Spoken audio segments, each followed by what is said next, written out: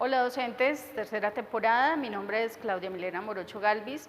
Quiero invitarlos a mi exposición a orillas del Magdalena. Es el producto de la investigación para la beca del Bicentenario en la modalidad de nuevos medios. He estado interesada por conocer y de ahondar de dónde esas tradiciones de cocina ancestral que no se transmiten en ninguna academia ni en ninguna escuela de cocina, sino que son transmitidas generación tras generación.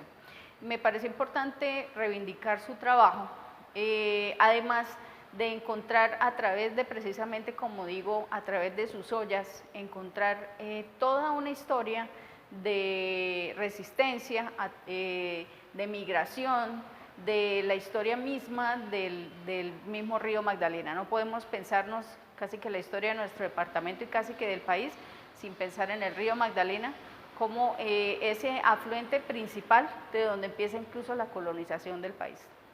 Y estas mujeres han sido tan capaces de transformar toda esta, primero, cultura que tenemos, como del pescado salado, de estas técnicas de manejo del pescado en viudas, que son recetas que se manejan a la orilla del río, que no necesitan de grandes cocinas ni de grandes elementos, sino que son una cocina de resistencia, una cocina sencilla, una cocina del campo.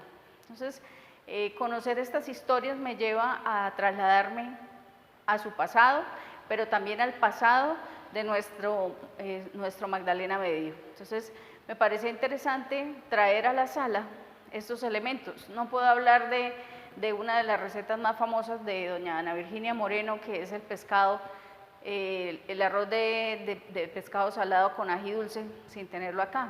Entonces me parecía que como parte de esa puesta en escena era traer esos frutos para que también entendamos la importancia que tiene el mantener el río Magdalena y sus costumbres. El proceso de trabajo se hizo mediante varios viajes al puerto y algunas poblaciones cercanas a Magdalena.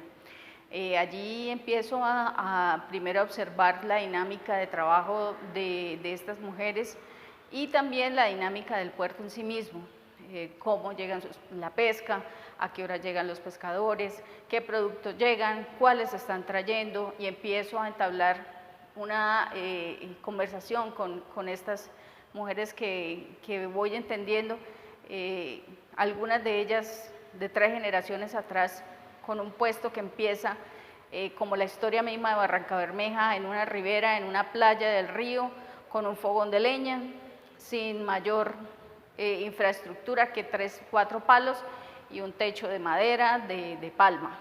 Y así empiezan esas historias. Entonces, a raíz de ahí se entablan estas conversaciones, ellas me cuentan su vida después de tener como la confianza de saber de qué se trata el proyecto, y empezamos a dialogar acerca de todos esos rastros de su familia, de dónde vienen, muchas que venían de sectores rurales, y se empieza a hacer como una síntesis de lo que es su vida. Entonces, es construir estas reseñas de ellas y también de comprender su trabajo el día a día. E ir conociendo a otros personajes interesantes que pues más adelante les voy a mostrar, y entender también las preparaciones que hacen y su relación directa con el río. Todo se relaciona. Tenemos un río Magdalena, pero también tenemos estas ciénagas gigantes, inmensas, hermosas, que existen alrededor del río, en todo el río Magdalena hasta que llega al mar. ¿Por qué? Porque son un ciclo, así como uno puede notar en las migraciones, en todos los aspectos que tienen que ver con el poblamiento de las riberas del Magdalena, empezando de cómo por el río Magdalena llega la colonización española, cómo de ahí se trasladan, se crean pueblos como Cimitarra, después Vélez, llegan a Bogotá. De esa manera es que ocurre la colonización y precisamente el exterminio también de toda una cultura que era los indígenas yariguíes. Entonces ahí empieza también una historia, por ahí parte la investigación, y de cómo también ellos dejan un legado dentro del tema culinario. Entonces, otro aspecto que miramos dentro de ese mapa es, también quedan todas estas cultura negra que aporta también muchísimo de la parte gastronómica que tenemos hoy en día. Las comunidades negras que se establecen en los alrededores marcan también la pauta en cuanto a incluso ese mestizaje que ocurre, porque si uno analiza, toda la mayoría de personas con las que hablé tienen un acento de la cultura negra muy marcado y por ende de la comida que toman. Entonces fíjate que por medio de la comida y de estas, como digo yo, de las ollas, empezamos a mirar estas hibridaciones también a nivel cultural y racial gastronómica. Entonces allí encuentro primero en el muelle toda la dinámica que ocurre alrededor y, como se decía, también los olores, los sabores, que llega al muelle. Por ejemplo, esperaba uno encontrar en el muelle tal vez la cantidad de peces gigantes, pero si uno se da cuenta son peces muy pequeñitos, y yo decía, bueno, pero ¿y dónde están los peces? ¿Qué es lo que está pasando? Entonces empiezo a tratar de investigar con estas mujeres y ellas empiezan a contarme historias acerca del río. Y de todas maneras me dicen otro sitio muy importante que siempre ha sido tradicional dentro de la gastronomía de Barrancabermeja es el corregimiento del Llanito. Me voy para el Llanito, paso por la Ciénaga de San Silvestre y llego a un corregimiento que tenía una valla grandísima que decía, bienvenidos al Llanito, tierra de pescadores. Y sí, es un cuerpo de agua gigante, pero la sorpresa fue grande al llegar al Llanito, ya les cuento por qué.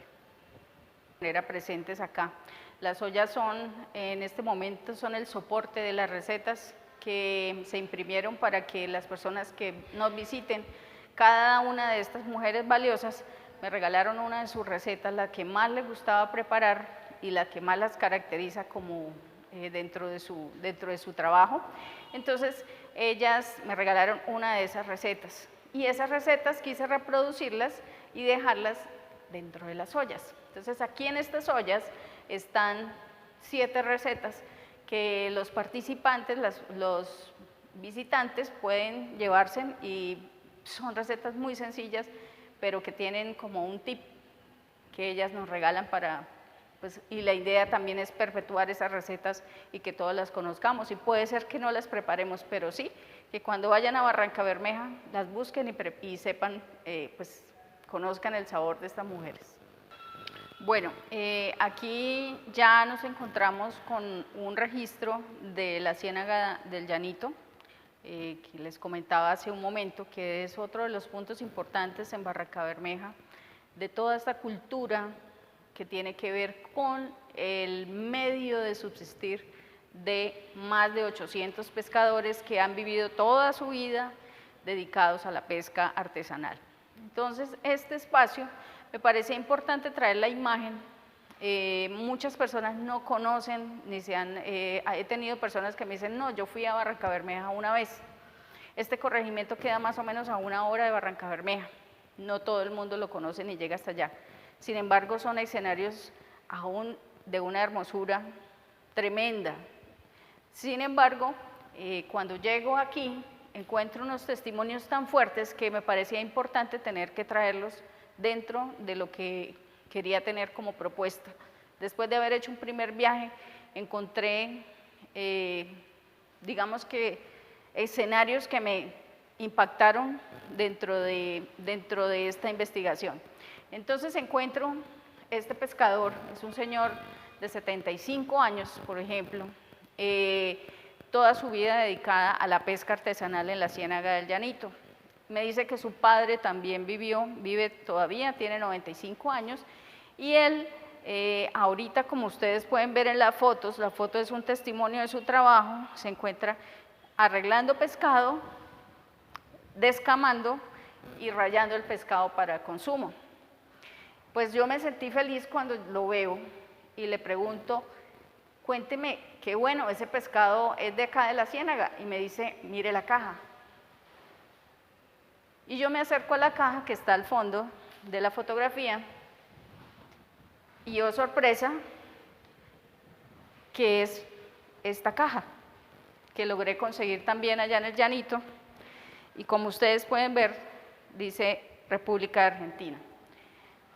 Entonces creo que estos encuentros, que para mí fueron encuentros muy, no sé cómo decirlos, imágenes que me encontraron a mí, porque tan pronto me bajo de una buseta y llego aquí y encuentro esta imagen, que es la síntesis de lo que el recorrido completo de la investigación me decía. Entonces, creo que era la mejor forma de traerla a la sala, era mostrar esta imagen.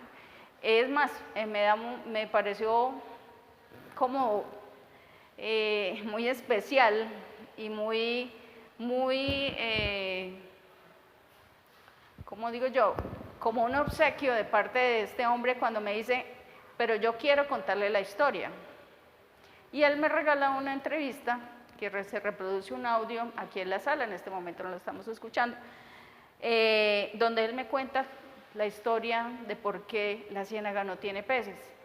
Entonces hace un relato de cómo empezó a decaer la ciénaga, cómo empezó a llenarse de sedimentos. Él nos cuenta que a raíz de hidrozo gamoso empieza a llenarse de sedimentos y poco a poco la ciénaga va muriendo.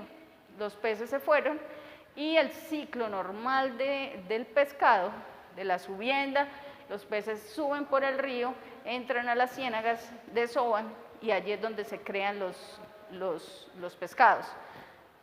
Después se procede a la pesca, esto se acabó. Entonces, todos estos testimonios me parecieron tan interesantes de poderlos traer acá a través de una instalación, a través de la fotografía. Creo que el tener esta muestra acá, con estas cajas, y la fotografía, creo que no tenía nada más que decir, que era muy fácil de entender lo que estaba ocurriendo. Y pienso que resaltar el trabajo de quienes siguen tratando de mantener viva la tradición de la cocina, de las regiones, de todo un tema de turismo que ha sido desde hace muchos años, estamos hablando de 3 generaciones atrás que viven de este arte, no solo de la pesca, de la cocina, sino todo alrededor de lo que tiene que ver con el río. Pues es lamentable la situación de hoy.